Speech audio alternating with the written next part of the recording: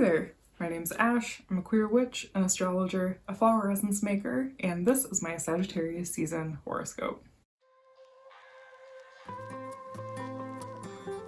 So in a time of year when we're normally all happy to indulge and travel far to be with our friends and family to celebrate the holidays, this year we are faced with the decay of our long-held ceremonies. Sagittarius does not like to be boxed in, and this Sagittarius season we will have to grapple with the limits of expansion. The ways in which we did not achieve all of the things that we wanted to in 2020 could still be weighing heavily on us, and that might have us feeling a little bit down. 2020 might not have been a year of linear growth, but that does not mean that we did not expand in the places that we needed to the most. It's also important to reflect on all of the things that we did learn this year, all of the skills that we honed, all of the books that we read, and all of the ways in which we found independence during a sacred pause. The South Node has been in Sagittarius since May 5th, 2020. This is about things that are from long ago and far away, and also about things related to like the international or expanded community. It's all about globalism, basically, eating tacos in Amsterdam, becoming fluent in Spanish over a Zoom call. We've all been really drawn towards this idea of being, mobile and being able to travel the globe. And with the internet, it's more likely that we might not have a home base anymore. So many people have been chasing this dream of this global lifestyle since the last time that we had the nodes in the Sagittarius-Gemini axis. For example, since the last time that Sagittarius, the North Node was in Sagittarius, and that was around 2011 and 2012, when a lot of people were trying to become like these nomads traveling the world. But one of the things that we're learning is that this expanded globalism comes at a cost. And some of the dark sides of Sagittarius include cultural appropriation, residual colonialism, and global poverty. Consumption of experiences that are, of a different culture in order to numb our own feelings about where we're at in our life, or to not feel tied down to a certain place as our home base. Some of these pathways are no longer realistic or available. So we have two eclipses in the Sagittarius-Gemini axis during Sagittarius season, and it's a great period of letting go. But with this transition, we're also going to be stepping into something new with Saturn and Jupiter finally moving into the sign of Aquarius before the end of Sagittarius season. It's important to note that while there isn't really one specific agreed upon chart for the birth of the United States as a country, most of the charts in use have either Gemini or Sagittarius in really key placements. So the idea that this country was built as a welcoming place for anyone and everyone is a fallacy. It's a lie that was built on the backs of indigenous people who had their land stolen from them, and Black people who were enslaved to fulfill the dreams of white colonizers. We're at a turning point. The time is now, and this eclipse season is really going to bring our awareness to that. So in the first 7 days, the first week of Sagittarius season, we have the Sun entering Sagittarius on November 21st, and our sense of expansion and optimism is still kind of held back by fear and also restrictions that are impending around us. There's a heaviness in the air that the holiday cheer attempts to take away or remedy. But at the onset of Sagittarius season, the moon will be in Aquarius, and this could fuel a desire to detach by salvaging our structures of our holiday traditions, opening the boxes of tinsel and lights as an escape from difficult conversations with the people in our life. Everyone has their own idea about how the next couple of months should go in terms of celebration. The first quarter moon in Pisces is on November 22nd, and the seed we planted at the new moon in Scorpio on November 14th begins to take root.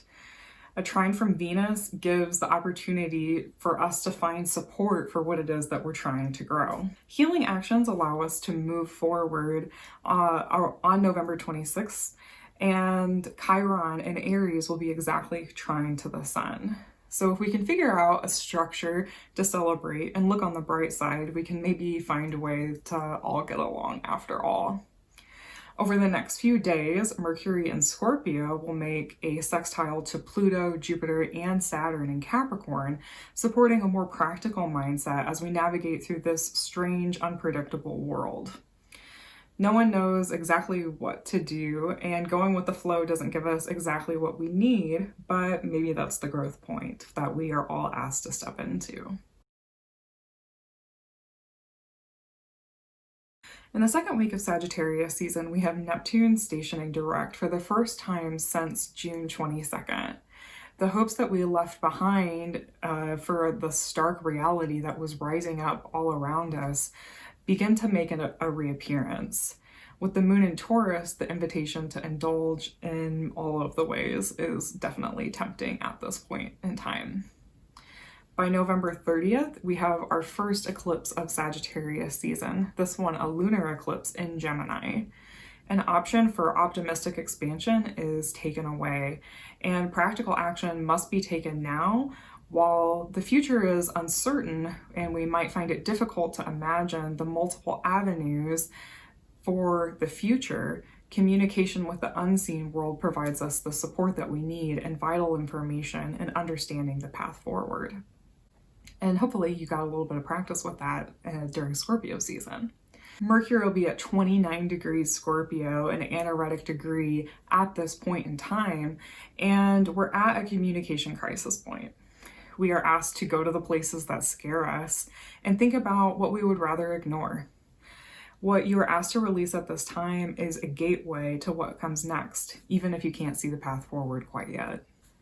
You want to look back to June 5th, 2020 for a clue to the invitations of this eclipse. This was the beginning of the Sagittarius Gemini eclipse cycle, which we will be in through the end of 2021.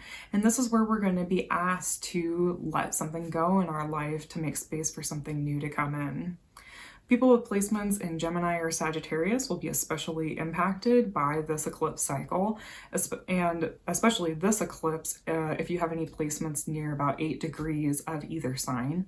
And I would also say for Pisces and Virgo placements that you will want to pay special attention to this eclipse as well. On December 1st, Mercury enters Sagittarius.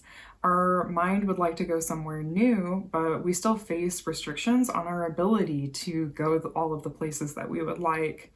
A documentary that maybe exposes us to a different culture or a different way of thinking that's new to us is a great way to fill our cup and recover from the eclipse that we just had.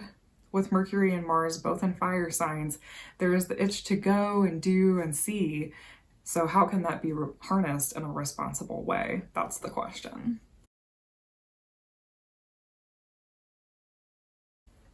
Deep and tender healing are available at the beginning of this third week of Sagittarius season, with harmonious aspects between Chiron and Mercury and Venus and Neptune. Can we stay in bed and dream? Can we escape the world for just a moment and pretend that we are on an island far away with our toes in the sand and watching the waves crash in and out? I want to go there. There's been so much responsibility this year, so much maturing this year. Growing up has been inescapable.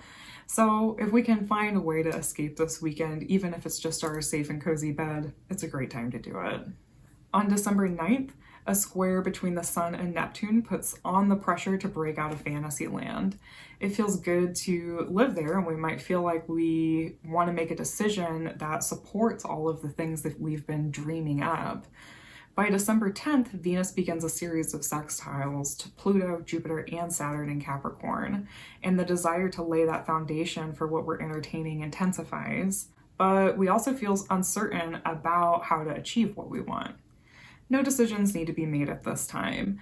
Big changes are on the way, and really, we don't have that much longer before all of that starts to take shape. A healthy regimen of documenting our dreams will lead us in the right direction without laying the perfect course of action today.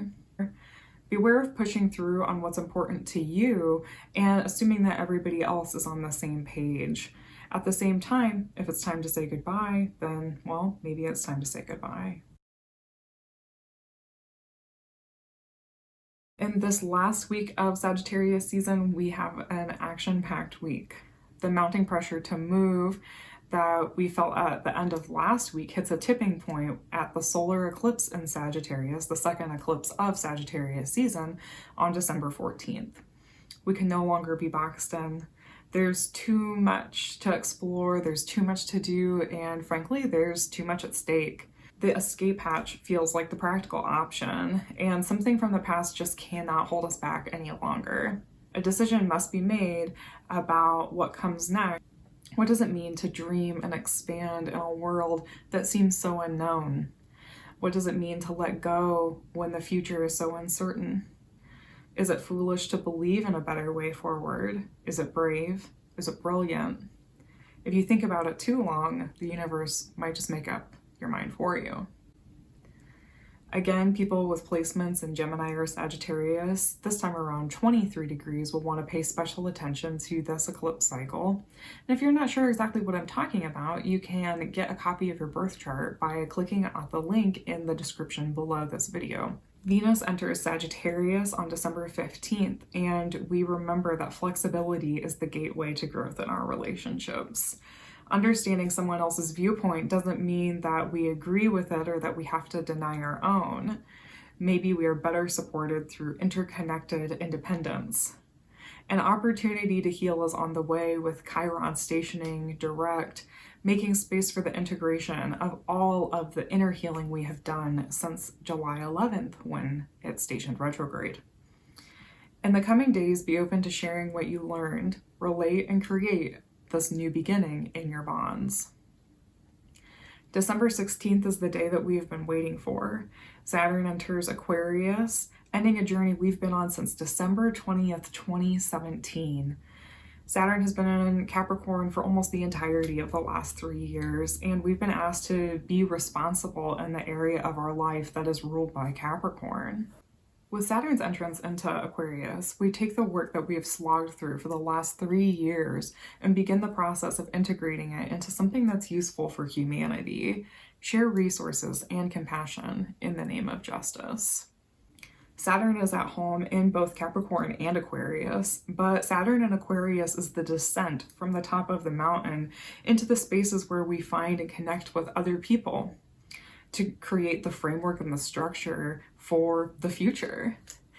Saturn will remain in Aquarius until March 7th, 2023, and we experienced a brief foray into this energy around March 21st through July 1st. So anything that was different about that point of this year is an indication of what is to come under Aquarius's futuristic energy. Jupiter then enters Aquarius on December 19th, ending the reign of planets in Capricorn that we've had all year. Who's excited? Me. Jupiter entered Capricorn on December 2nd, 2019. So we've had more than a year of falling optimism and expansion. Jupiter in Aquarius makes space for invention and growth, particularly around all things technical and group-oriented. Opportunities to connect and expand through the internet are well supported through this energy. So if taking your business online is in your plan for 2021, you'll likely find an array of options and probably some new ones too. Mercury enters Capricorn on December 20th, just before the transition into Capricorn season. I'm a Capricorn sun, so I personally can't wait. And it's time to think through the steps forward, building on the foundations that were hard won over the course of 2020. In regards to the changes ahead that I mentioned earlier in this horoscope, we must remember that groups of people from all walks of life are happy to join forces, and those who support more nationalistic and exclusive ideals have no problem coming together and taking massive risks to support their desires. More and more people are waking up to the need for change in this country, but we must be willing to come together even if we can't agree on exactly how the work needs to be done. That said, incrementalism is not going to work over the next 4 years. We can't donate and vote our way to the future that we need, at least not entirely. We need massive change.